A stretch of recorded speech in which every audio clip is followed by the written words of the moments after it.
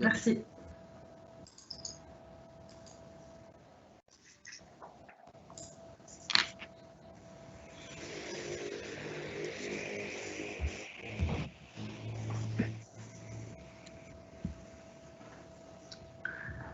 Alors, bonsoir, chère audience.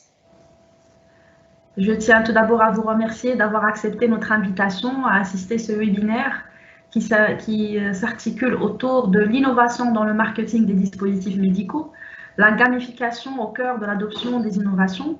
Je tiens par la même occasion à remercier notre professeur Ahid, le doyen de la faculté de pharmacie, de nous avoir accordé cette opportunité de parler de ce sujet très pertinent et innovateur, et un sujet d'actualité qui nécessite un débat, je pense qu'il va nécessiter plus d'une séance. Alors le programme d'aujourd'hui, c'est 1 heure de discussion autour de l'innovation dans le marketing des dispositifs médicaux. L'ordre du jour, il va y avoir le mot de bienvenue de la part du professeur Ahid. Par la suite, il va y avoir une présentation de la part de M. Mounir Chapri, que je tiens à remercier par cette même occasion d'avoir accepté de partager son expertise dans son domaine. La discussion, en fait, la présentation, ça va être une discussion, des questions-réponses que nous allons traiter au fur et à mesure de cette heure que nous avons consacrée aujourd'hui pour vous. Et après, on va consacrer 10 minutes aux échanges ou 10 minutes aux questions, éventuellement par rapport à l'audience.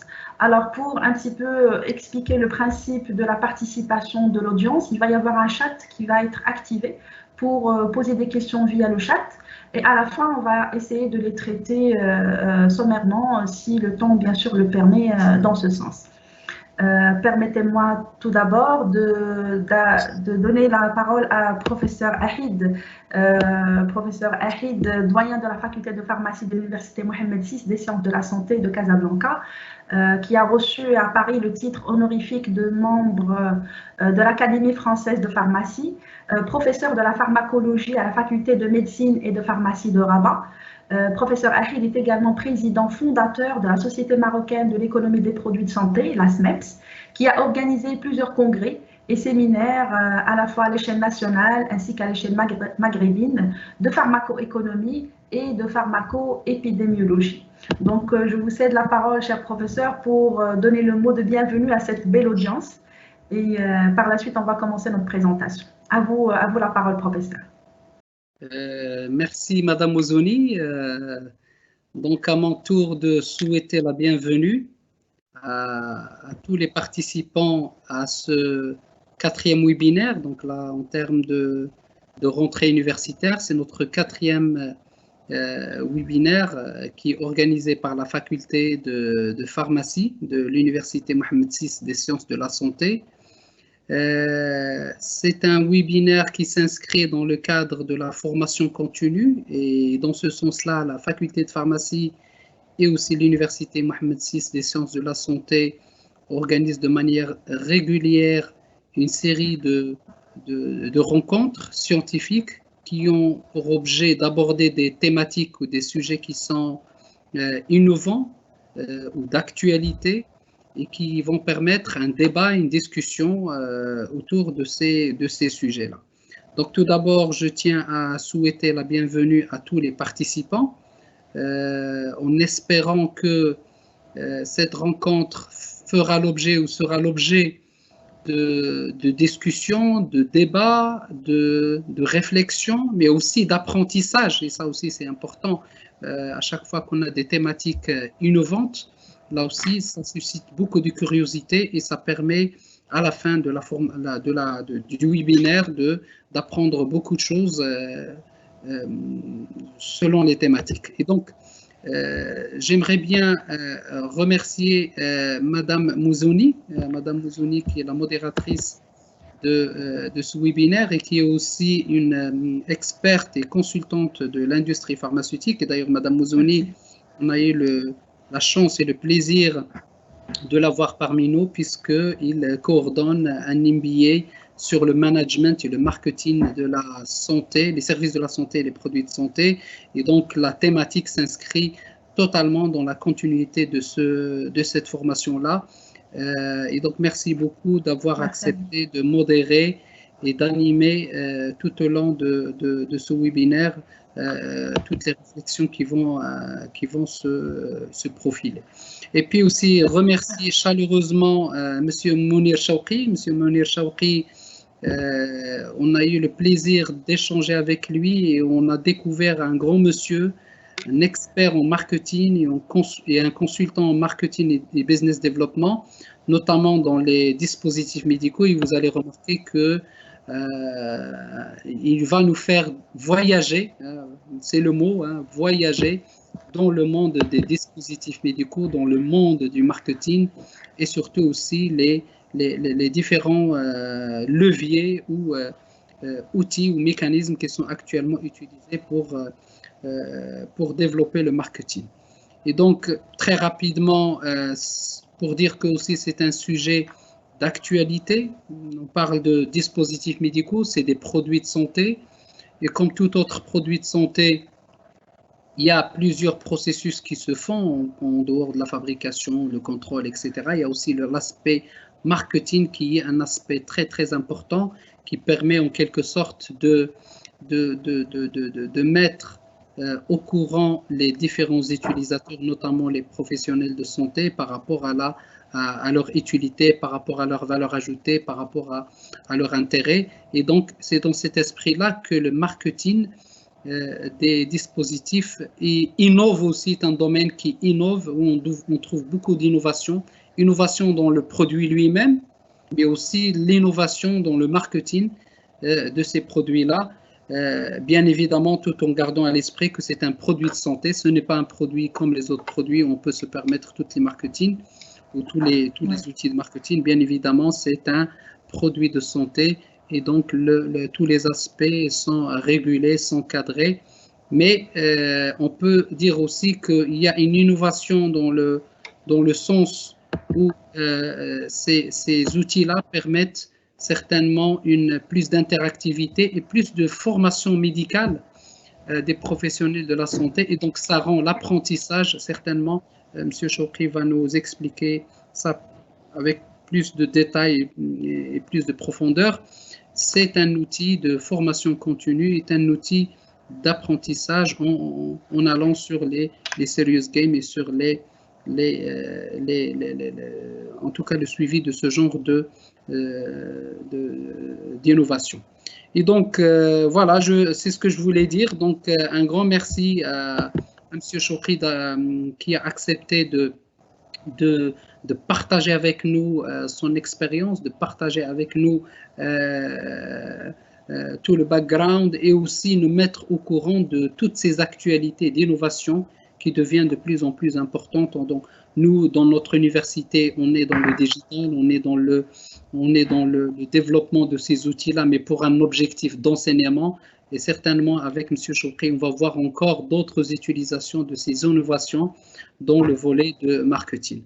Donc, j'espère que durant cette séance de webinaire, vous aurez l'occasion de poser toutes les questions, d'apprendre beaucoup de choses aussi sur ces outils, ces nouveaux outils. Et donc, sur ce, je vous remercie et je cède la parole à Madame Mouzoni. Merci beaucoup, cher professeur, pour votre agréable message, pour vos encouragements. C'est un honneur pour nous, en fait, d'être parmi vous et vraiment collaborer dans la formation continue avec nos modestes expériences respectives. Alors, avant de céder justement la parole à Mounir Chawqi, permettez-moi, chère audience, d'un petit peu vous présenter M. Mounir Chawqi avec toute modestie, ingénieur en formation de base avec un MBA ESCP Europe et timoulaire d'un doctorat en administration des affaires de l'Université de Nice, Sophia Antipolis, avec 20 ans d'années d'expérience internationale en Europe et en Afrique. Mounir Chawqi est spécialisé dans l'accompagnement et la formation action en marketing et business management depuis déjà 10 ans. Passionné par la formation et l'accompagnement par la gamification. Monsieur Mounir intervient aussi dans la formation continue et initiale des grandes écoles en France et au Maroc et aussi bien en entreprise. Comme l'a dit si bien cher professeur Ahid, avec Monsieur Mounir, on va voyager à travers une belle expérience aujourd'hui. Donc, je vous cède la parole, cher Mounir, en posant une question tout d'abord, afin de mettre l'audience dans le contexte de l'innovation dans le marketing des dispositifs médicaux et de mettre un petit peu, d'expliquer un petit peu le contexte. Si vous permettez, vous pouvez nous consacrer 5 minutes pour nous expliquer un petit peu le contexte et quelques définitions qui vont nous être utiles pour comprendre un petit peu votre intervention par la suite. À vous la parole, cher Mounir. Merci beaucoup, Madame Mozouni. À mon tour aussi, je tiens beaucoup à remercier le professeur Mjari et le professeur Ahid, doyen de la faculté de pharmacie de l'université Mohamed VI des sciences de la santé, pour leur confiance et l'invitation à intervenir auprès de vous aujourd'hui. Merci beaucoup. Merci beaucoup, Madame Mozouni, pour et l'accompagnement pour la mise en place de ce webinaire. Et effectivement, il s'agit d'un voyage parce qu'on est passionné par ce qu'on fait, on essaie de partager avec nos collègues, nos confrères dans le domaine un petit peu ce qui se fait, parce qu'on considère que l'innovation n'est valable que quand elle est partagée, quand elle est enrichie, quand elle est challengée aussi quelquefois, hein, parce que c'est assez intéressant aussi de voir le regard des confrères et des collègues dans le métier, parce que sans challenge, sans avis contraire, sans réflexion et analyse, effectivement, on ne peut pas avancer, quelle que soit l'innovation qu'on peut apporter. En tout cas, un sujet très intéressant. Premier élément, effectivement, je dirais pour répondre à votre question, Madame Mozouni, donc, je dirais, on va commencer par définir, peut-être pour un petit peu mettre tout le monde je dirais, au parfum et au niveau des dispositifs médicaux. Donc, on parle des dispositifs médicaux. Il y a une définition standard qui est prise de la loi marocaine, loi 84/12, notamment le premier article. D'ailleurs, on a eu la chance de réglementer ce secteur depuis simplement quelques années. Ça a commencé en 2013 et en 2017 où le décret est sorti des dispositifs médicaux. Donc, le premier article de ce secteur considère qu'un dispositif médical, ce n'est pas un médicament, donc c'est tout instrument, appareil ou équipement, matière, produit ou article utilisé seul ou en association, y compris les accessoires et logiciels intervenant dans son fonctionnement, destiné par le fabricant à être utilisé chez l'homme à des fins médicales ou chirurgicales, il y a les mots-clés médicales et chirurgicales, et dont l'action principale voulue n'est pas obtenue par des moyens pharmacologiques ou immunologiques, ni par métabolisme, voilà, ni par métabolisme, mais dont la fonction peut être assistée par de tels moyens. Donc, si je dois résumer cet article, je dirais, j'ai envie de vous laisser avec 3-4 messages clés à partir de ce slide. Le premier, c'est que le dispositif médical est différent d'un médicament ou un moyen pharmacologique. Premier message. Deuxième message, il peut être de deux natures, deux types pour simplifier. Ça peut être un consommable ou ça peut être un équipement. Un consommable, ça peut être tout simplement une compresse, une pompe de gaz, par exemple, c'est un dispositif médical. Une aiguille, c'est un dispositif médical. Un équipement, ça peut être un scanner, un IRM, une table opérateur, un cialytique dans un bloc opératoire. Tout équipement, un respirateur. On a beaucoup entendu parler de respirateur 100% Maroc pendant le Covid-19. Donc, ça fait partie des dispositifs médicaux. Donc, quand vous rentrez dans une clinique ou dans un CHU ou dans un hôpital provincial, régional, tout ce que vous trouvez à l'intérieur et qui n'est pas un médicament, qu'il soit consommable équipement, il fait partie des dispositifs médicaux pour synthétiser. Donc ça, c'est pour la définition. Deuxième élément qui est important, c'est que le régulateur marocain, effectivement, il a classé, c'est une classification qui est internationale, qu'on appelle la classification des dispositifs médicaux. Donc nous avons 4 classes. Aujourd'hui, nous avons plus de 10 000 types d'EDM qui donnent 1,5 million d'éléments différents en termes de références à enregistrer. Alors vous imaginez le nombre de références et le nombre d'EDM qu'on peut avoir. En termes de classification, il a été classé selon 2 variables, le risque potentiel pour le patient et la vulnérabilité humaine. Et donc nous avons à partir du classe 1 jusqu'au classe 3, alors vous imaginez, plus le risque potentiel augmente, plus effectivement la nécessité d'une réglementation forte s'impose. Alors classe 1, ça peut être par exemple des lève-personnes, des seringues, on connaît tous une seringue, ce que c'est, un scalpel.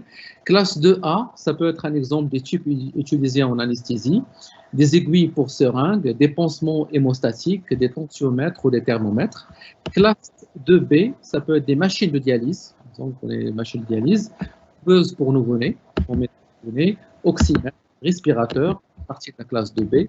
Et la dernière classe, on peut avoir des cathéters destinés au cœur, un cathéter central ou des cathéters périphériques, des spermicides, des neuroendoscopes, en tout cas des dispositifs médicaux dont le risque potentiel est important.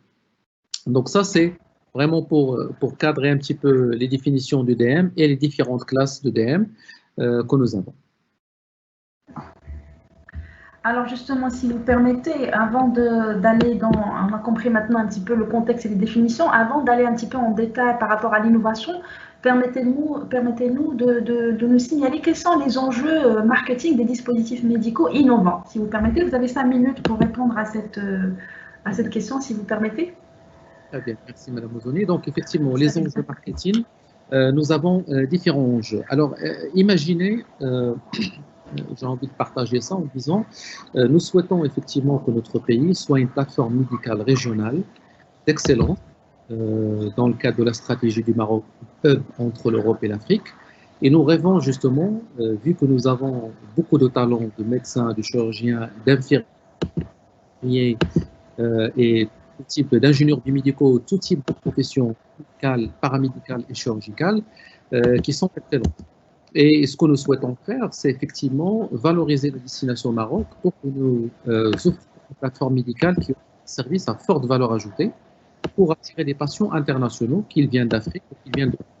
Alors, dans ce sens-là, le travail que nous avons fait, c'est le premier élément, c'est améliorer la perception de valeur du dispositif médical.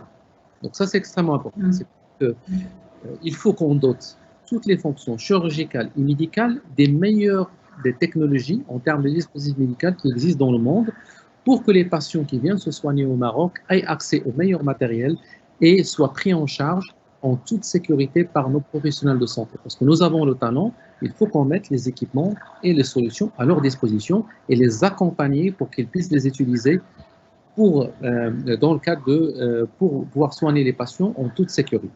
Deuxième élément, le challenge, c'est faire adopter le DM par le plus grand nombre. C'est-à-dire, quel est aujourd'hui, prenons n'importe quelle spécialité chirurgicale, prenons la cardiologie par exemple, nous souhaitons que tous les cardiologues du Maroc qui fassent de l'implantation d'une valve cardiaque par méthode TAVI, notamment pour les patients qui sont âgés, utilisent les technologies de TAVI et qu'on la généralise effectivement pour les patients. Donc ça va être effectivement un exemple de faire adopter des DM à forte valeur ajoutée par le plus grand nombre.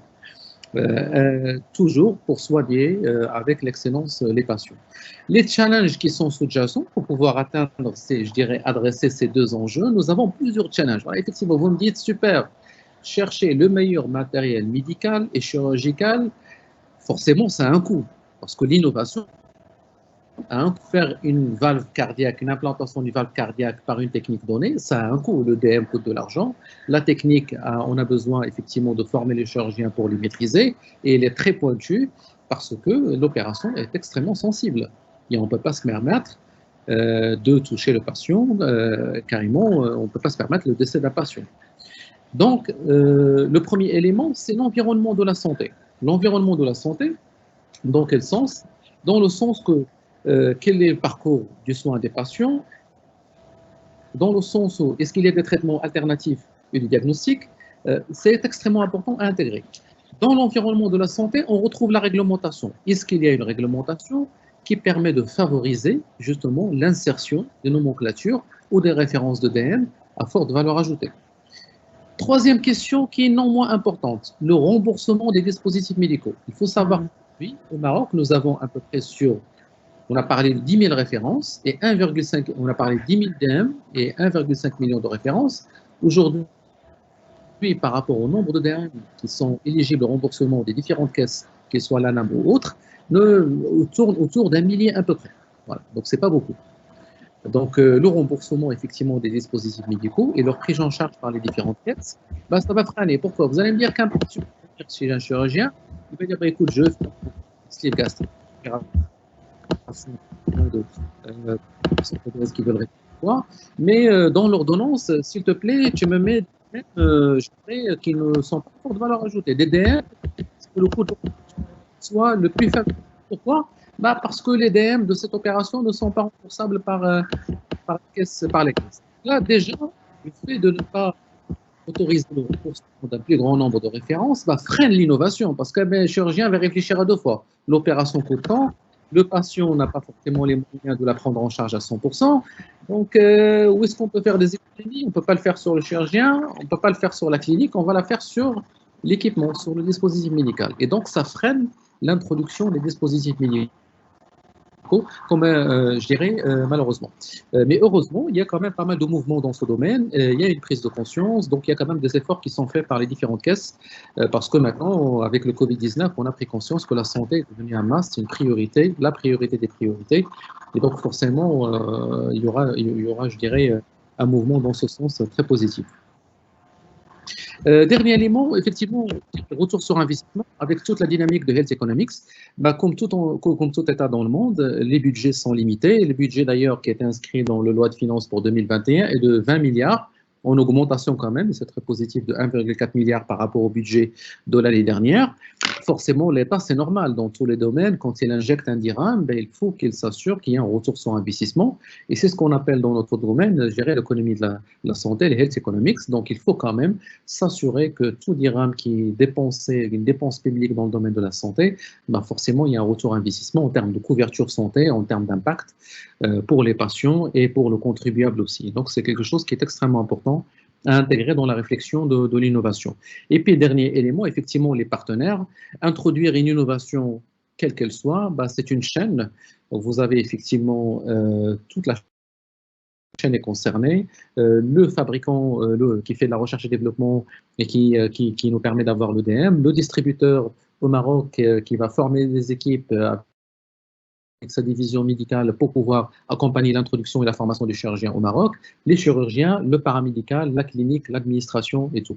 Et donc, c'est une affaire de partenaires de bout en bout, l'introduction d'innovation.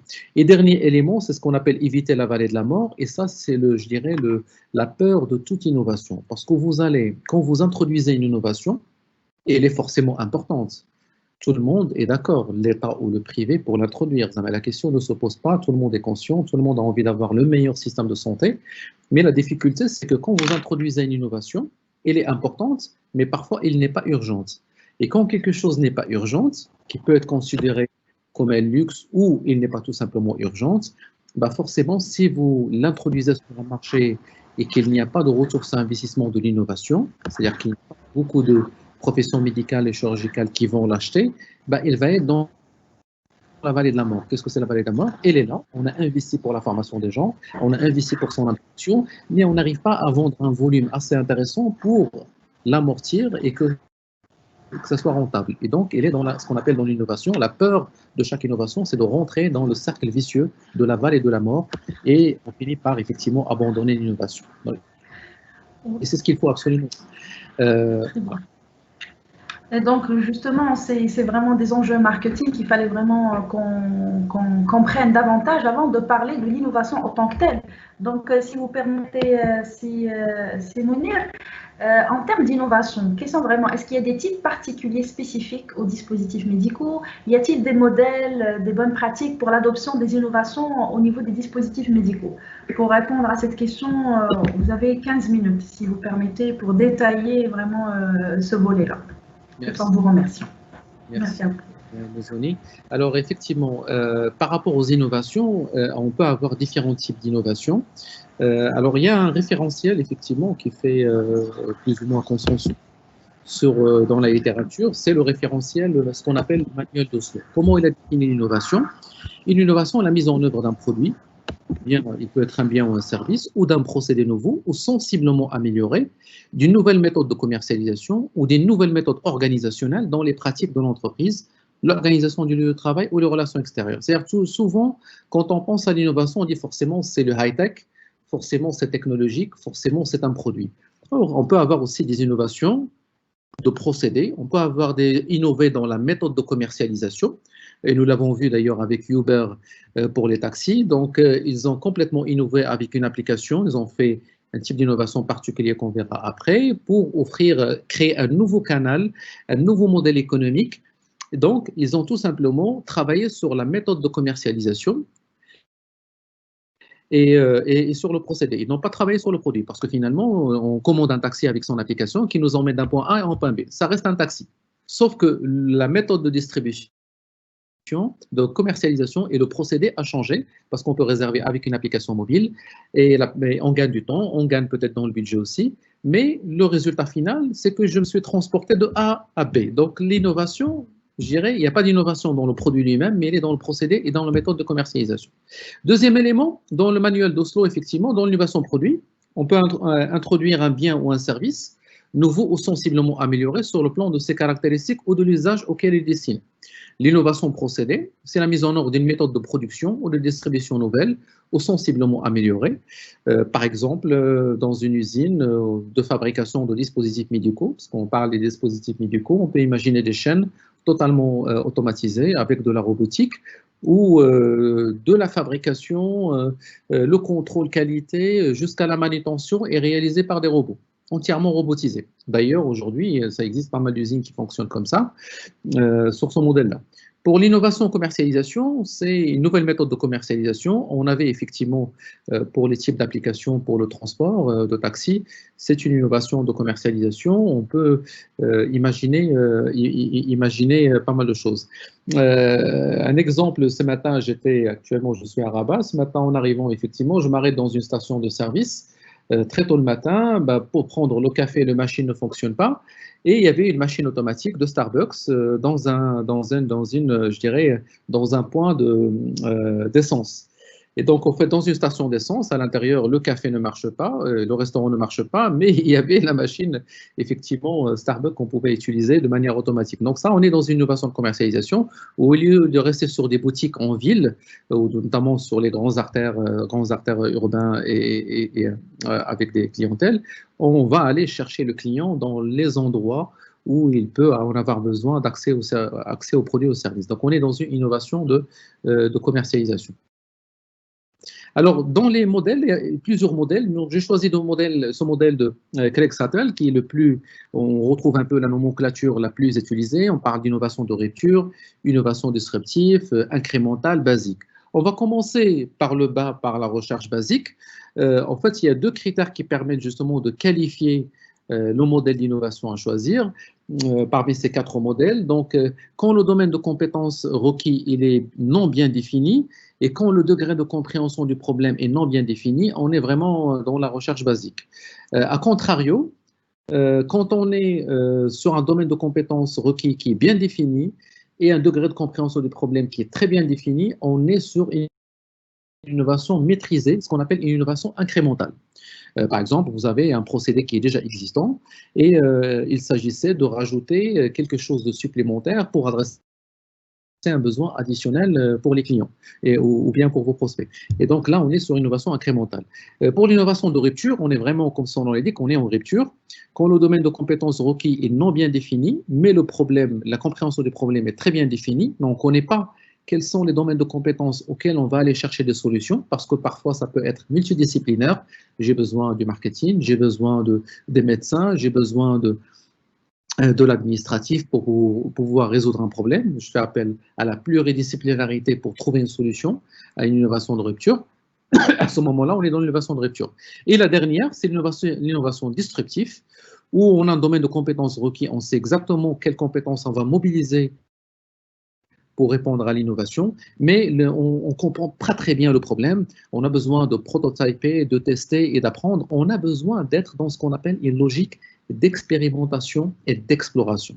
Et d'ailleurs, le monde dans lequel nous vivons aujourd'hui, ce que j'appelle le monde VUCA, au sens du docteur Johansson, d'ailleurs c'est un terme VUCA, c'est un terme qui est apparu chez Warren Bennis, qui est un professeur d'Harvard dans les années 80. Il a été repris dans le cadre des travaux du collège militaire américain au début des années 90, quand ils ont travaillé sur quelle réponse à un monde post-soviétique VUCA. Qu'est-ce que c'est un VUCA? C'est un monde qui est volatile, c'est un monde, ce qu'on appelle volatility, c'est un monde qui est incertain, uncertainty, c'est un monde qui est complexe et c'est un monde qui est, je dirais, agile. Et donc, on a besoin de trouver des réponses à un monde, ce qu'on appelle VUCA. Et là, justement, l'innovation disruptive et les innovations de rupture sont deux leviers, deux modèles d'innovation qu'on va utiliser de plus en plus dans le monde VUCA parce que on est dans un monde incertain, on est dans un monde où on a besoin d'être dans une logique d'explorer. On n'a pas de réponse. Aujourd'hui, il n'existerait aucun analyste dans le domaine économique, macroéconomique, qui va vous dire, bah, écoutez, après post-Covid-19, voici le scénario le plus probable. On est dans le new normal, on est dans la nouvelle normalité. Nous avons nos modèles passés, ne nous permettent plus de décrypter, ne nous permettent plus de faire de l'analyse prédictive sur ce qui va passer dans le futur. Et donc, on a besoin de faire quoi? D'être dans une logique d'innovation, d'exploration, d'expérimentation. Test and learn.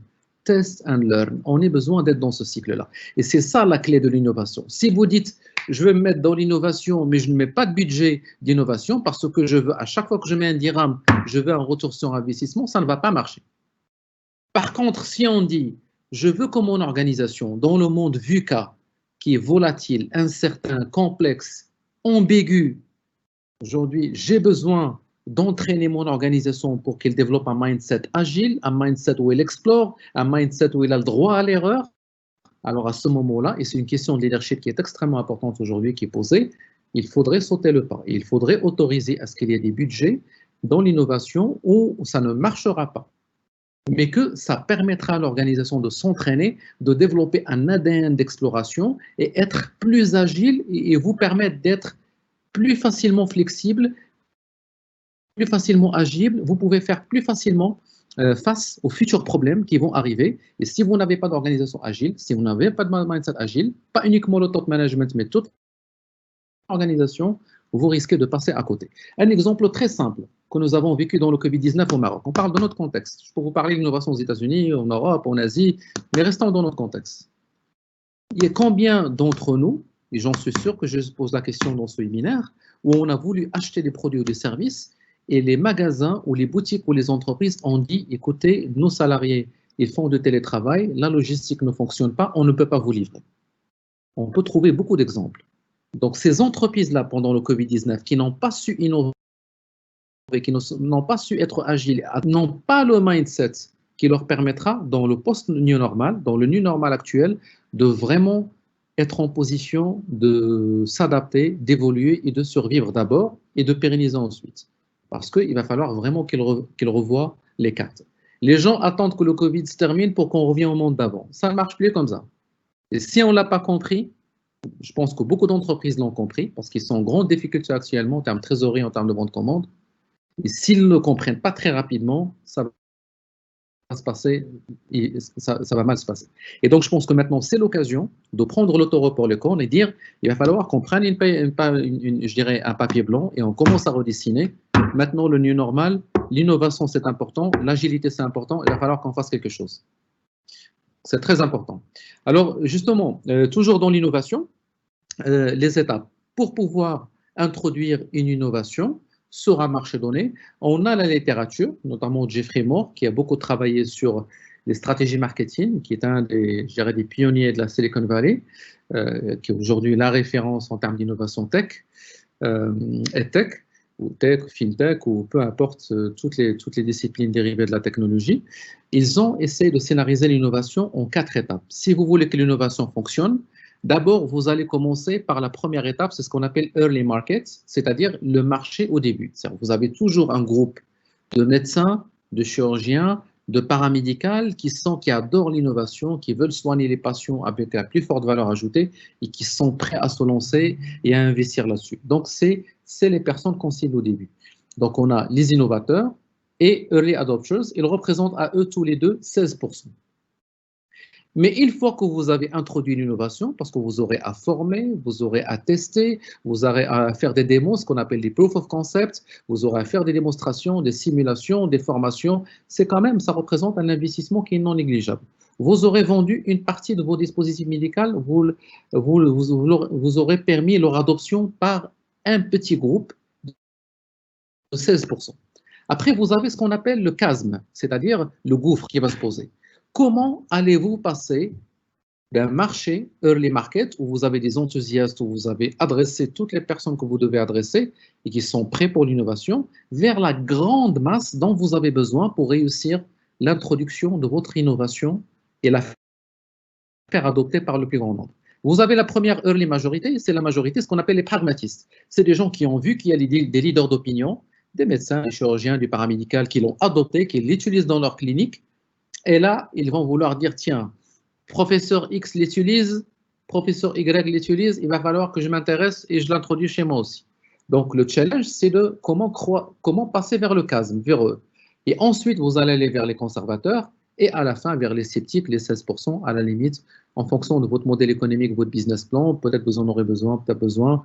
Mais le plus important pour vous, c'est vraiment les 2 tiers, adresser les 2 tiers pour l'innovation. Donc, le modèle travaille sur ça.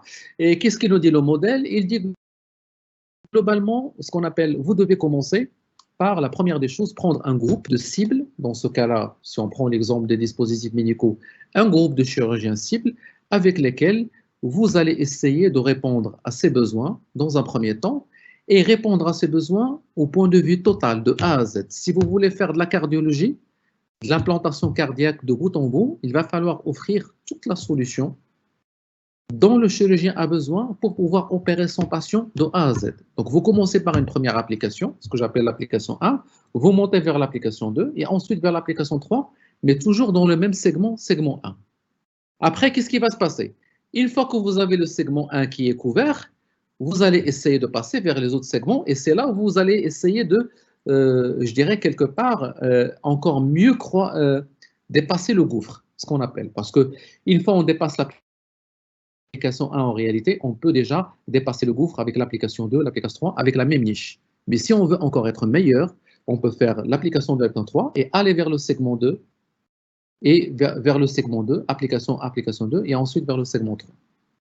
Mais le minimum, il faudrait commencer par une niche, le segment 1, on l'adresse avec l'application numéro 1 de bout en bout avec une excellente solution, bien accompagnée, le médecin et toute la chaîne médicale est bien formée pour l'utiliser de la plus belle manière. Et ensuite, on passe le gouffre vers l'application 2 et vers l'application 3. Et après, dès qu'on attaque le segment 2, on renforce notre passage vers le gouffre. Et là, on est en meilleure position pour dire on a réussi à faire adopter l'innovation selon notre business plan. Ensuite, je dirais les facteurs explicatifs de réussite de l'adoption. Il y a plusieurs recherches qui parlent des facteurs explicatifs. J'ai retenu celle de Yann Persson en 2007 pour l'adoption medical devices qui parle de 3 éléments. C'est la valeur attendue subjective du dispositif, l'information et l'apprentissage, et là on connecte vers la formation continue, qui est extrêmement important, et le caractère innovant de l'unité d'adoption. Ça, c'est les 3 éléments qui reviennent dans la littérature.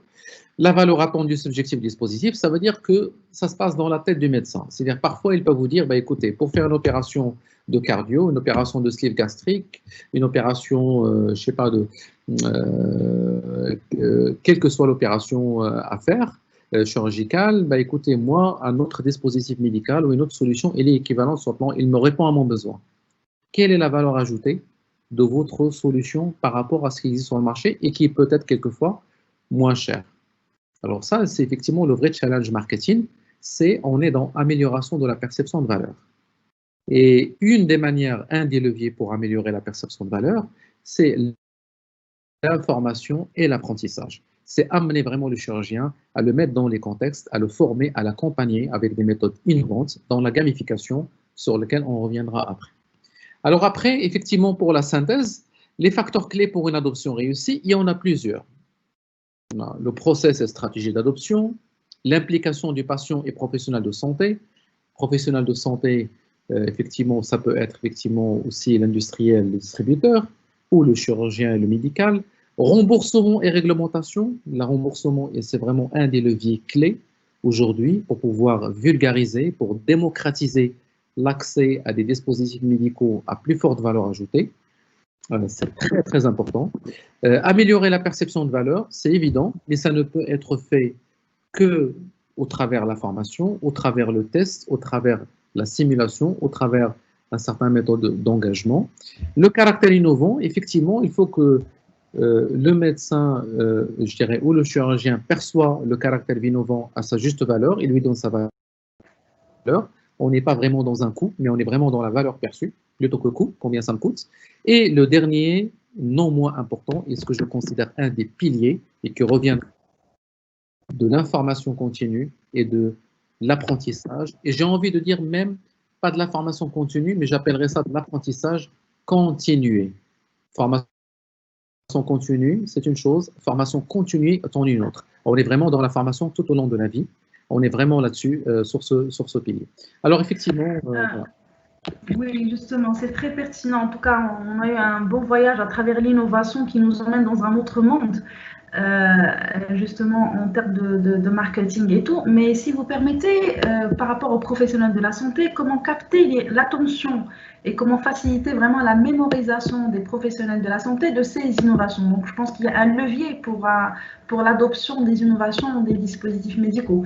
Qu'est-ce que vous pouvez nous dire par rapport à ce levier d'adoption de ces dispositifs, de cette innovation en termes de dispositifs médicaux? Pour la gestion du temps, vous avez une quinzaine de minutes, si vous permettez, pour répondre à ce volet. Merci beaucoup. Merci beaucoup. Alors, effectivement, comment peut-on améliorer l'adoption des dispositifs médicaux innovants via un des facteurs clés de succès, l'apprentissage et l'information? Alors, une des réponses, effectivement, donc on est en tant que chercheur, il est vrai que dire que je suis vraiment, on dirait avec le recul maintenant, on dit voilà les clés, les 5 clés pour réussir, les 10 clés pour transformer. Je pense que c'est assez dépassé comme approche de dire qu'il y a des clés pour réussir ou des clés à maîtriser. Une fois je les maîtrise, ça y est, je suis bon. Non, je pense qu'il y a des outils, il y a des méthodes, il y a des frameworks qu'il faudrait connaître, mais que c'est notre capacité à les tester, à les contextualiser, à les, je dirais, calibrer, à mettre les curseurs là où il faut, en fonction de votre environnement, en fonction de la maturité, parce qu'il y a aussi question, donc un dispositif ne fonctionne d'accompagnement que si vraiment il est ancré dans son territoire, dans son environnement, pour permettre son acceptabilité, parce que c'est de ça dont il s'agit.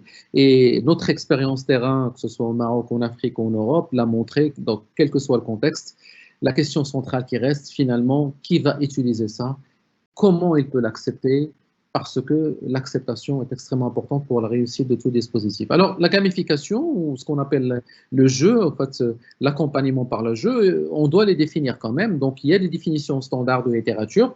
Celle qui me paraissait la plus, je dirais pas l'exclusive, mais l'une la plus complète, est celle de Werbach et Hunter, parce qu'ils ont travaillé sur un framework théorique qui ont testé, qui a une validité scientifique en termes de tests, mais ce n'est pas le seul framework, je tiens à le préciser, c'est important.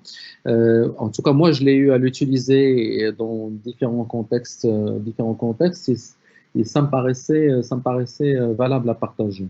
Alors, définition, l'utilisation d'éléments de jeu. Quand on parle de gamification, c'est l'utilisation d'éléments de jeu et la conception de jeu dans des contextes non ludiques, c'est-à-dire que c'est des contextes qui ne sont pas, voilà, faire une opération chirurgicale, à la base, ce n'est pas un contexte ludique. Mais comment peut-on importer des éléments de jeu dans ce contexte? Deuxième élément, c'est engager et motiver les gens à atteindre l'objectif. Il s'agit de la motivation intrinsèque. Je reviendrai après sur la définition dans la psychologie, parce qu'on va faire appel à un autre champ, qui est la psychologie, pour expliquer la motivation. Sur la gamification, effectivement, l'utilisation, il favorise l'attention et la mémorisation. Vous savez que si on veut retenir quelque chose, il faudrait effectivement d'abord que les gens fassent attention, qu'on attire leur attention. Et ensuite, il faut qu'ils mémorisent. On travaille beaucoup plus, pas sur la mémoire flash, mais sur la mémoire procédurale, la mémoire à long terme.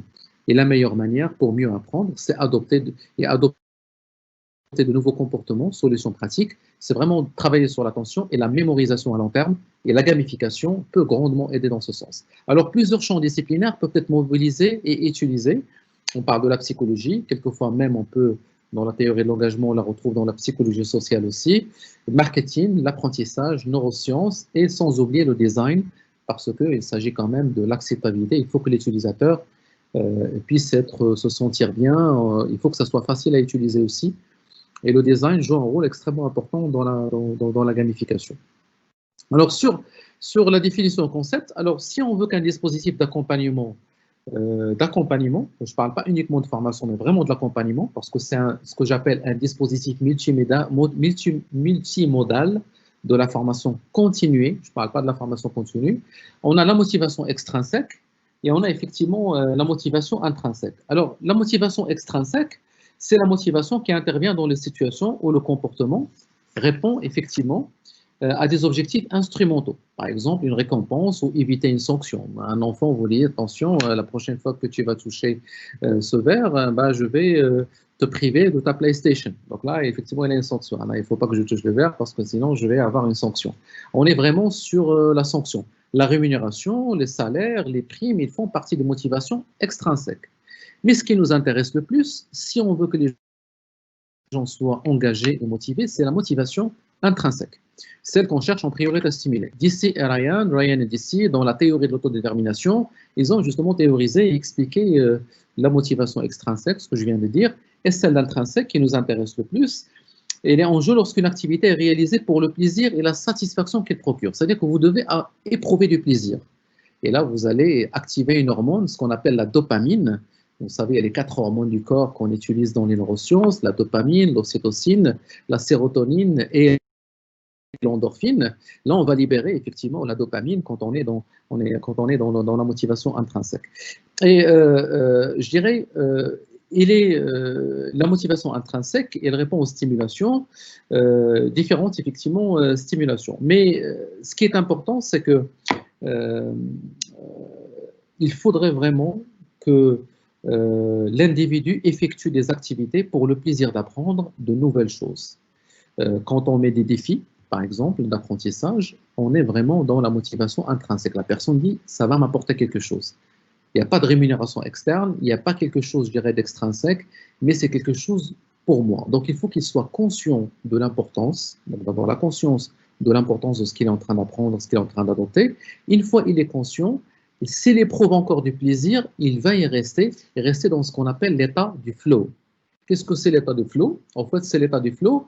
C'est une théorie, effectivement, qui a été théorisée par le psychologue Mihaly dans les débuts des années 90 et qui vous dit que si vous voulez maintenir, quand vous avez par exemple des informaticiens, prenez l'exemple que nous avons effectivement à l'OCP, l'école 1337 à Khouribga, vous avez des codeurs effectivement à l'école que quand ils rentrent, ils sentent ni jour ni nuit, ils restent dans le développement informatique. Pourquoi?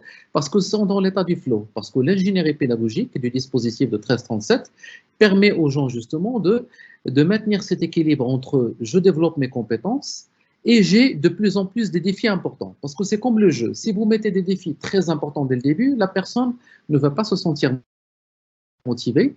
Intrinsèque. Pourquoi? Parce que c'est trop dur à faire, je n'arrive pas à comprendre, j'abandonne.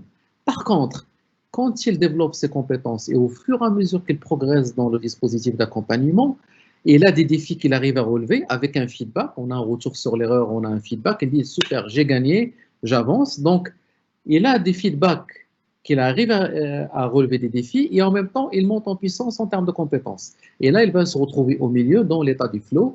Et c'est l'état qui nous intéresse le plus quand on accompagne des gens, c'est qu'ils se retrouvent dans l'état du flow. Et donc, c'est un vrai calibrage intelligent et pragmatique qu'il faut tester sur le marché. Le lien entre les compétences, quelles sont les compétences, le breakdown ou la déclinaison des compétences qu'on met en place et la définition des défis qu'on met ensemble. Et il faut qu'il y ait une forte corrélation entre les deux, pas trop dur, pas trop facile, et avec un système de cheminement des compétences. Et plus il y a cette cohérence, je dirais pas que de la cohérence, de la congruence entre le niveau de compétences et le niveau de défi, plus les personnes se retrouvent dans le milieu du flow. Et là, ils n'arrivent pas à décrocher. Quand on fait, par exemple, des business games, j'ai l'habitude d'animer des business games dans les grandes écoles d'ingé. Donc, c'est les gens qui sont entièrement en immersion, en compétition, en équipe, avec des prises de décision et un retour sur l'erreur très régulier. À 20h, ils ne veulent jamais quitter. Alors, on se termine à 18h. À 20h, ils sont là, accrochés. Alors, pourquoi? Pas parce qu'ils sont dans l'état du flow. On arrive à les mettre dans l'état du flow grâce à ce type de mécanisme. Alors après, effectivement, le framework de gamification, j'ai parlé de Werbach et Hunter, ils l'ont défini, ils ont dit, si vous voulez monter un dispositif, ils l'ont d'ailleurs, vous trouvez ça dans la référence, je l'ai mis en bas, How Game Thinking Can Revolutionize Your Business. Il y a trois strates. Il y a les dynamiques, les mécaniques de jeu, et derrière le détail, les composantes de l'environnement. Alors sur justement la définition des dynamiques, c'est des éléments à un niveau d'abstraction plus élevé. Ils correspondent à la vue d'ensemble du système gamifié. La mécanique du jeu, on va plutôt être sur le process qui permet d'avancer pour être dans le flow. Ça veut dire une corrélation entre les compétences et les défis qu'on va mettre dans le jeu. je débloque un défi, j'ai un retour, je suis monté en compétence, et au fur et à mesure que j'arrive dans les deux niveaux, au fur et à mesure, j'ai je dirais la mécanique du jeu. Et les composantes, c'est ce que j'appelle, une fois que vous avez monté une belle mécanique du jeu avec un bon niveau d'abstraction au niveau de la dynamique, ben vous allez mettre de l'huile dans le moteur et le moteur va continuer de tourner. Donc c'est les composantes, c'est l'huile dans le moteur, les composantes, les formes concrètes qui peuvent prendre la dynamique et la mécanique. Alors effectivement, concrètement, le modèle qui est théorisé, c'est ce que j'appelle le 5-10-15. On commence d'abord par les 5 clés, ce qu'on appelle, on est dans la motivation intrinsèque. Les 5 clés qui ont été théorisées par Werbach, on a effectivement les contraintes, on va pouvoir mettre d'abord les émotions, les contraintes, l'histoire qu'on va raconter, ce qu'on appelle le narratif, la progression, les relations sociales avec les autres. C'est les 5 clés qu'on va pouvoir utiliser comme levier pour construire notre niveau d'abstraction. La mécanique du jeu, la mécanique qu'on va construire pour que le scénario de jeu fonctionne, la scénarisation, en fait, il faut qu'on fasse un choix. Parce que dans la scénarisation, on ne peut pas avoir tous les mécanismes qui sont en concurrence. Il faut faire de la compétition et la coopération. J'avais co-animé un escape game au début d'année qui était assez intéressant. C'était physique, pas online, physique. Et j'avais le choix entre deux à mettre en place pour ce jeu. J'avais le choix entre amis. Est-ce qu'on fait de la compétition ou est-ce qu'on fait de la coopération? Alors, ce qui semble le plus fonctionner avec le recul d'expérience, connaissant notre culture marocaine où les gens n'aiment pas être mis au défi, pas en compétition, il faut nommer les choses telles qu'elles sont, il faudrait être beaucoup plus dans la coopération. Et donc, en fait, dans l'escape game, on les divise en équipes en compétition, et l'équipe, la première équipe qui arrive à trouver toutes les énigmes et trouver effectivement le code dans le cadre du parcours que nous avons mis en place, bah, ils terminent, on va les splitter sur les autres équipes, ils vont aller les aider pour aussi lever et les accompagner, les coacher. Ils deviennent des formateurs, des formations de formateurs à l'intérieur du jeu. Et ça a donné des résultats magnifiques parce qu'il n'y avait pas de vainqueur, il y avait de la coopération et de la collaboration, et c'est ce qu'on voulait construire. C'est développer la collaboration et développer la coopération pour lutter contre les silos organisationnels et dire ben, finalement, travailler en transversal, ben, ça peut procurer du plaisir à tout le monde et surtout répondre aux besoins des clients qui sont destinataires. Donc ça, c'est un exemple concret de déclinaison du modèle de Werbach sur un modèle type Escape Game. Alors après, sur les composantes, on peut avoir différentes composantes. Effectivement, les badges, les classements, on est beaucoup plus dans la motivation extrinsèque parce qu'il en faut un petit peu. Je gagne des points, je gagne des badges, des classements, les quêtes, les biens virtuels. Je ne sais pas si pour ceux qui ont des enfants, moi j'ai mes enfants qui jouent à Fortnite, alors ils gagnent des V-Bucks, ils gagnent des biens virtuels. Leur plaisir, c'est de pas forcément de gagner la compétition, mais avancer suffisamment dans le jeu pour gagner des V-Bucks, pour qu'ils puissent acheter, je dirais, des badges ou des photos de personnages qui sont dans le jeu ou d'objets carrément qui sont dans le jeu. Et donc, on est vraiment quelque part dans la motivation extrinsèque. Alors après, je sais qu'on est à court de temps, j'aurais pu détailler effectivement un peu plus parce que c'est intéressant, mais sachez que c'est quelque chose qui se travaille, qui demande vraiment un niveau d'abstraction, de scénarisation, un niveau de design, une certaine finesse, parce que vous designez, vous construisez des jeux qui sont destinés à être utilisés par des adultes expérimentés, des gens qui peuvent être des étudiants ou jusqu'à des personnes expérimentées, et donc il faudrait vachement faire attention au choix des scénarios, parce que parfois un jeu peut se retourner contre son concepteur si on arrive à créer des conflits ou plus de problèmes que de solutions. Et donc il faut être extrêmement vigilant sur le choix des scénarios, sur l'ingénierie pédagogique et sur son déploiement, parce que parfois on peut avoir de super scénarios, mais le déploiement laisse à désirer, parce qu'on n'a pas soigné la forme, et là ça peut se retourner, effectivement, l'effet peut être négatif plutôt que positif. Alors sur l'autre framework de gamification, ce qu'on appelle le MDA, c'est aussi assez connu, développé effectivement par Robin Unique, Marc Leblanc et Robert Zubeck. C'est un petit peu quasiment proche, la seule différence c'est l'esthétique du jeu, le design. Dans le modèle de Werbach qu'on utilise, il considère que le design il est méta.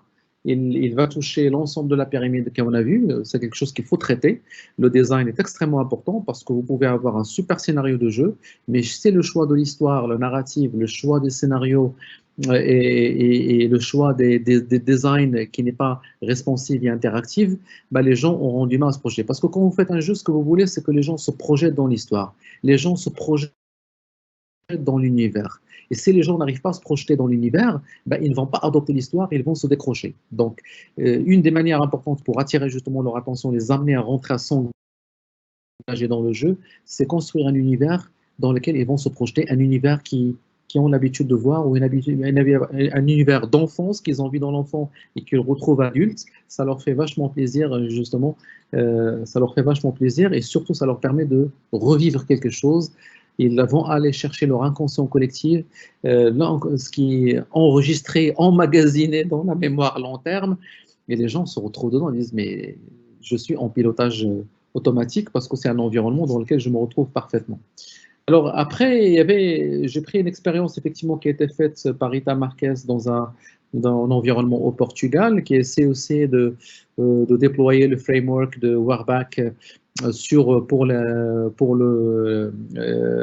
prévention contre les infections associées aux soins, et notamment il l'a appliqué sur l'hygiène des mains pour le personnel paramédical. Donc on a la classification Dynamics, Mechanics, Components, on a 3 éléments de la pyramide, et là on voit les concepts parmi les clés, les 5, 10, 15 clés dont j'avais parlé tout à l'heure, ce qu'ils ont utilisé comme concept et la description qu'ils ont leveragée, qu'ils ont utilisé dans le cadre de ça. Alors, voilà, je suis dans les temps, je pense le temps.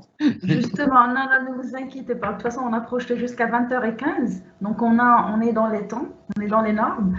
Alors justement, à travers cette immersion dans le monde de l'innovation des dispositifs médicaux, j'aimerais bien justement qu'on puisse nous aussi nous projeter dans l'univers à travers une étude de cas, si c'est possible justement de nous faire une immersion dans ce sens, si bien évidemment à travers une étude de cas qui traite vraiment la gamification pour l'adoption de nouvelles pratiques scientifiques et de dispositifs médicaux, ça pourrait encore être de grande valeur ajoutée par rapport à votre intervention pour un petit peu nous assurer cette immersion qu'on a vraiment hâte de s'y lancer. Vous avez en fait 15 minutes, il est déjà 20h, c'est tellement rapide, mais par contre c'était tellement concis. Donc il nous reste 15 minutes, si vous pouvez le faire en 10 minutes et consacrer les 5 dernières minutes pour éventuellement des échanges. Alors merci. J'ai 2 vidéos que je vais partager avec vous. En fait, on ne pourra peut-être pas les faire tous les deux, mais je vais essayer de lancer. Alors ici, bon, ça c'est le réseau. Voilà, elle est là. Alors très bien. Ça c'est le SIMCAP. En fait, c'est le déploiement de la gamification pour la formation des chirurgiens, des médecins résidents qui ne sont pas encore diplômés de différentes spécialités. On a ce qu'on appelle la solution de simulation. On a un simulateur avec un mannequin et les médecins chirurgiens, effectivement résidents, ils appliquent sur un mannequin dans le cadre d'une compétition. Alors l'intérêt d'abord, c'est de la pratique. On est vraiment dans le learning by doing, on est dans la pratique. Donc quand vous pratiquez, vous allez retenir, vous avez un retour sur l'erreur tout de suite, ce qui est important pour pouvoir avoir l'attention et retenir, mémoriser. Et deuxième élément qui est important, c'est on a rajouté la compétition entre les équipes internationales parce que ça permet de donner un peu plus de piment. Donc là, on a envie d'apprendre et on a envie de gagner. Donc on a vraiment les deux sources de dopamine qui sont déclenchées. Donc je vais lancer la vidéo et à tout de suite.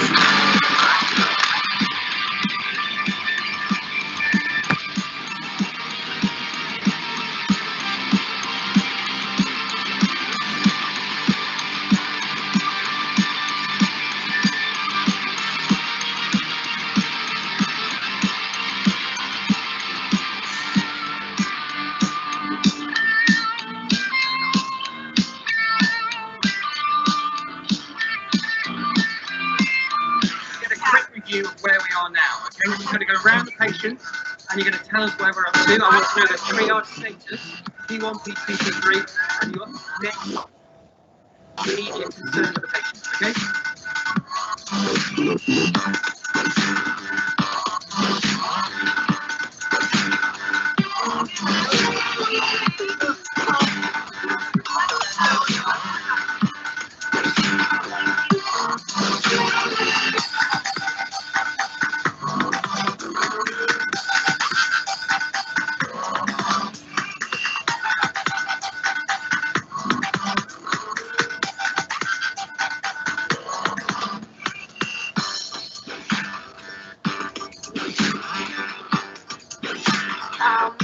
are going to have some painkiller right now. Yeah. From Central.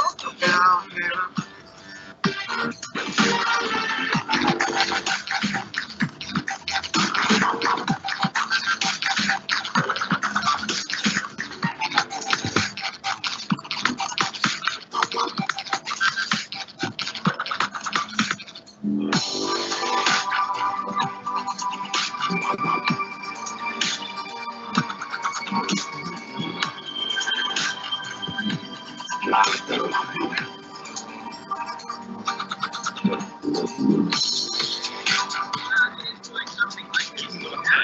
So she's GCS 40.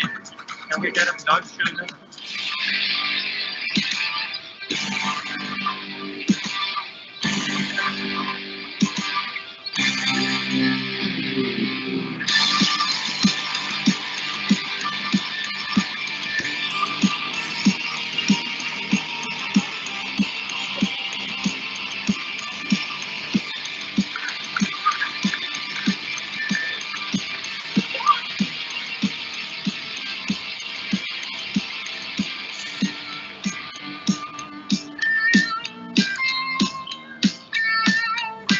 Et ici, effectivement, c'est un exemple de, je dirais, je vais juste enlever ça. Ouais. Alors, c'est un exemple d'une étude de cas de la gamification avec la simulation. Ici, effectivement, on est sur le type simulation, catégorie de solutions de gamification. On est sur la simulation. On peut aussi avoir les jeux de cartes, serious games, jeux vidéo. Quand on fait des chambres à erreur aussi, dans lesquelles on met un patient avec un mannequin, on met des consommables, des dispositifs médicaux et des équipements branchés pour voir si les médecins et le personnel paramédical arrivent à détecter des erreurs. On est aussi dans un type de solution de gamification. On a créé déjà des scénarios autour de ça. Sur l'application, on peut avoir pour une application préventive, thérapeutique, pour des raisons d'éducation, par exemple former les médecins résidents et autres, et l'utilisateur final, c'est pour les professionnels de santé et les patients. Deuxième solution, on avait effectivement, ça c'est une compétition de SIM, c'est-à-dire l'année dernière d'ailleurs, pour information, l'équipe Maroc, c'est une équipe Maroc de Oujda, des médecins résidents de Oujda qui a gagné la simulation internationale. Donc je les félicite beaucoup, Oui. comme quoi là, nous avons beaucoup de talents au Maroc, nous avons beaucoup de talents et qui sont bien formés dans de belles universités, qu'ils soient publics ou privés, telles que l'Université Mohamed VI des sciences de la santé. Et donc, voilà, il faudrait juste continuer le bon travail. Alors, sur la gamification, deuxième élément, le cas des serious games, effectivement, donc là, on a une deuxième vidéo rapidement, juste pour que vous puissiez voir un deuxième environnement. Alors, j'ai la vidéo ici, normalement, oui, c'est ça. Alors, je vais lancer. Donc ça, ouais, ça c'est pour la formation du personnel paramédical aux soins infirmiers.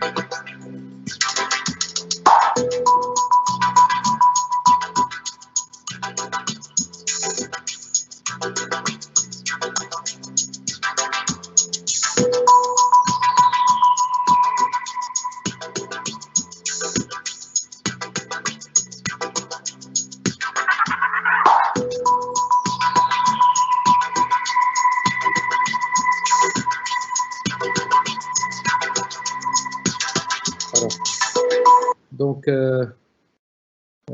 effectivement, nous avons, donc là, c'est un exemple d'un logiciel qui s'appelle Florence, c'est utilisé pour la formation du personnel paramédical aux différents traitements aux soins quotidiens, récurrents, faits par les infirmières et les infirmiers. Donc, c'est un exemple. Donc, ils jouent au jeu et ils voient justement les erreurs. Il y a un retour sur l'erreur quasi immédiat dans le cadre de ce type de jeu.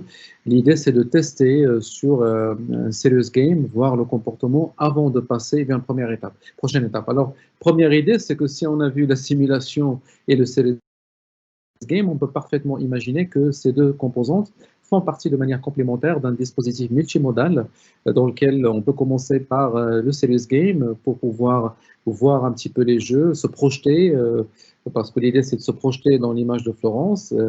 Toutes les infirmières vont se sentir qu'ils sont Florence et ils vont voir un petit peu les différents traitements thérapeutiques et des soins infirmiers qu'ils doivent réaliser.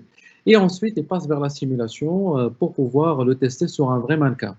Et carrément, on peut rajouter aussi une chambre à erreur pour qu'ils puissent régulièrement s'entraîner. Ce qui est important, c'est vraiment penser le dispositif de gamification de manière à leur mettre des défis progressifs avec un niveau de compétence sur les procédures et le protocole médical qu'ils doivent mettre en œuvre en fonction de leurs responsabilités. Parce que dans les cliniques marocaines ou les CHU, vous avez effectivement les infirmiers, ça dépend de l'organisation de la santé, ça dépend comment on est organisé. Parfois, vous avez des infirmiers spécialisés, parfois c'est un pool d'infirmiers polyvalents qui interviennent sur différentes spécialités, parfois il y a des infirmiers dédiés au bloc opératoire pour certaines chirurgies. L'anesthésie, c'est un autre cas. Donc, c'est vraiment en fonction de l'organisation et le management de santé mis en œuvre dans l'établissement de santé, on construit effectivement un dispositif multimodal qui leur permet d'assurer une formation continue. Il faut que ce soit sur toute l'année. C'est peut-être pas tous les jours, mais sur toute l'année, avec un ensemble de dispositifs de gamification pour justement les emmener à attirer leur attention et à s'engager davantage en activant la motivation intrinsèque dont on a parlé tout à l'heure. Alors là, effectivement, je sais que j'ai pas beaucoup de temps, je vais juste terminer sur deux éléments qui me paraissent importants. Le premier, c'est sur effectivement que parfois il y a des jeux vidéo qui font partie de la gamification, bien sûr, qui sont considérés comme des dispositifs médicaux classe 1 en tant que tels. Par exemple, le jeu X-Stop qui a été développé, qui permet de mesurer les effets de la maladie d'Alzheimer tout en pratiquant sa mémoire et en s'amusant. C'est un jeu assez intéressant et il est considéré comme étant un traitement médical, carrément. Donc, on peut aller dans la gamification trop loin. Alors, le dispositif sur lequel je souhaite terminer, effectivement, c'est un dispositif qu'on a mis en œuvre dans le contexte, dans certains établissements, qui était assez intéressant, sur la prévention contre les infections associées aux soins. Donc, on est parti du constat qu'on a créé une espèce de représentation. Je ne peux pas parler d'un modèle parce qu'il n'est pas prouvé, il n'a pas été testé scientifiquement au sens recherche, ça veut dire une étude quantitative, une étude qualitative, une étude tout simplement calimétrique qui permet de la valider scientifiquement. On est vraiment dans une perspective de recherche d'induction, on est dans l'induction de recherche. Et là, on a construit à partir d'hypothèses une représentation EHDP que nous avons testée sur le terrain dans le cadre de notre recherche d'induction, mais ça reste tout à fait dans le cadre d'une recherche exploratoire. Alors, on a effectivement les quatre éléments, l'environnement, l'hôte, le personnel soignant, le dispositif médical. L'environnement, c'est tous les facteurs exogènes qu'on retrouve dans le milieu hospitalier. Ça peut être tout simplement les canalisations, l'évier. Parfois, comme vous le savez, en dessous du l'évier, on trouve des hôtes, des bactéries pseudo-menaces qu'il faudrait les nettoyer aussi, l'aération en dehors je dirais, du bloc opératoire, parce que l'aération de bloc opératoire est extrêmement spécifique, parlant juste de l'aération des salles de post-op et des couloirs et des lieux communs de l'hôpital. On peut parler de tous les facteurs exogènes en dehors des dispositifs médicaux et des personnels soignants. Ensuite, vous savez, l'autre, ça peut être une bactérie hautement résistante, une BMR, une BMR, peu importe, BHR ou BMR, ou bactérie tout simplement. Vous avez le personnel soignant qui est un vecteur d'infection manuportée, et on a effectivement l'incontournable dispositif médical, qu'il soit un cathéter central périphérique, une aiguille, peu importe le DM, classe 1, 2, 3, 4. Donc, on a à travers ça, effectivement, l'intersection, ça fait l'infection associée aux soins. On a construit effectivement un jeu de cartes dans le cadre d'un dispositif d'accompagnement assez intéressant, dans lequel il fait l'information et l'accompagnement terrain, observation et accompagnement terrain, dans lequel on souhaitait justement communiquer sur la forte valeur ajoutée de nos solutions. Nous essayons effectivement d'introduire des dispositifs médicaux à forte valeur ajoutée, parce que nous avons un positionnement premium sur le marché. Nous considérons que la santé n'a pas de prix et qu'il faudrait effectivement doter les médecins et nos chirurgiens des meilleurs dispositifs médicaux et les accompagner, parce qu'on fait aussi de l'accompagnement à travers nos divisions médicales avec des médecins et des chirurgiens qui travaillent avec nous pour qu'ils puissent les utiliser en toute sécurité pour soigner leurs patients dans les meilleures conditions. Et donc ça, c'est un jeu de cartes, en fait, qui se base sur un jeu où on met des équipes en émulation, en compétition comme l'escape game, et il travaille justement à mieux comprendre la valeur ajoutée et l'avantage concurrentiel de chacun de nos produits au travers de ce jeu. Alors l'expérience était fantastique, qu'on a fait pour plusieurs groupes paramédicaux, sans citer les cliniques ou les CHU dans lesquels nous sommes intervenus dans le cadre de cette opération, mais c'était absolument fantastique. Et là, on voyait effectivement le personnel paramédical extrêmement engagé, extrêmement heureux, extrêmement, je dirais, on a réussi quand même. C'est un public qui est pas forcément, qui est très spécial et spécifique, pas au sens péjoratif du terme, mais qui nécessite d'avoir vraiment une vraie pédagogie avec un langage. Effectivement, quelquefois, on l'a animé entièrement en arabe et en dialectal. Il faut choisir le bon langage, choisir la bonne approche méthodologique et la bonne animation pour que le scénario prenne effectivement, et parce que ce qu'on veut, c'est que les gens, on attire leur attention et qu'ils mémorisent justement le plus longtemps possible pour pouvoir améliorer l'adoption, parce qu'il s'agit de l'adoption de dispositifs médicaux et améliorer leur perception de valeur, parce qu'on est convaincu de ce que nous faisons et c'est tout à fait normal de le faire voir, de le faire découvrir. On a fait aussi un jeu de gamification sur la stérilisation. On est parti des 5 étapes du process standard de la stérilisation, de la pré-désinfection, nettoyage, conditionnement, stérilisation, contrôle stérilisation. Et là, on a travaillé effectivement sur un jeu de cartes similaire pour la stérilisation, qu'on a aussi animé dans différents contextes. Et là, le résultat aussi était très intéressant par rapport à ce volet. Alors, je pense que je terminerai juste, je sais que j'ai dépassé le temps.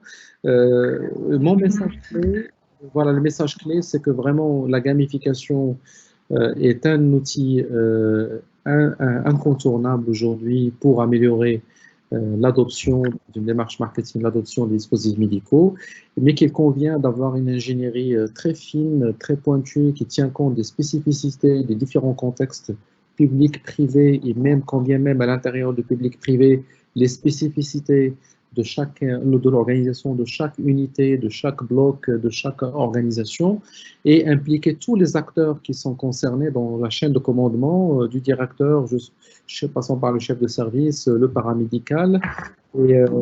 Et j'ai vu qu'au travers de l'expérience, quand on a conçu avec mon équipe les jeux que j'avais présentés, les 2 catégories de jeux, c'était le fait de les impliquer dès le début dans le cadre de l'innovation pour concevoir quelque chose d'innovant et qui soit acceptable, parce que c'est de l'acceptabilité dont il s'agit pour faire adopter quelque chose.